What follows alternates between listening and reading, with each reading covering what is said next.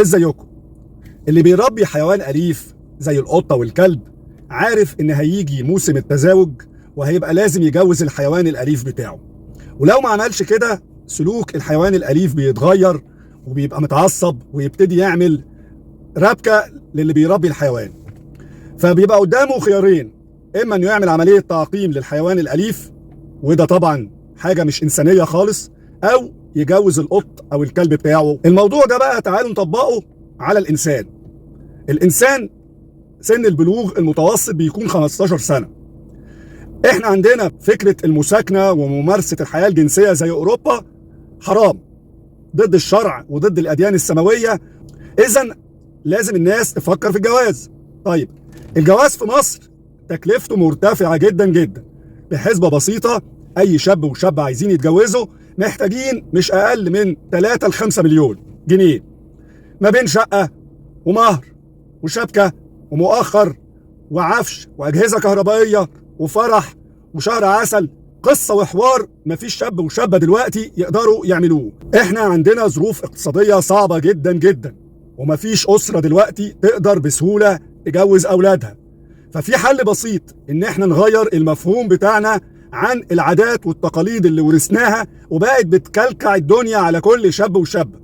يعني تيجي الأسرة تلزم الشاب بشقة تمليك في الحتة الفلانية، بيطلبوا مهر مبالغ فيه جدا، شبكة ذهب مش عارف طقم ايه، محبس مش عارف ايه ده.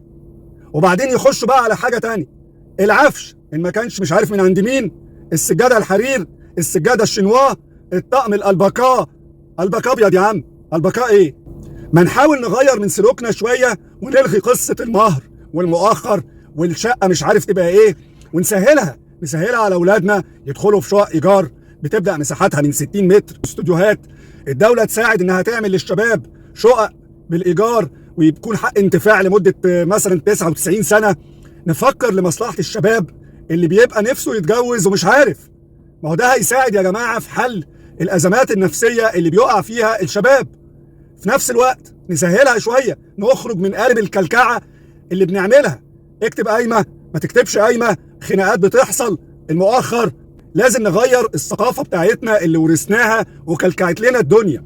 الدراسات العلمية أثبتت إن أي شاب وشابة بيقعد في الفترة من 18 سنة لغاية 30 سنة لا يمارس الجنس بيتعرض لضغط نفسي وكبت بيأذيه. فسهلوها شوية على الناس، سواء دولة أو شعب.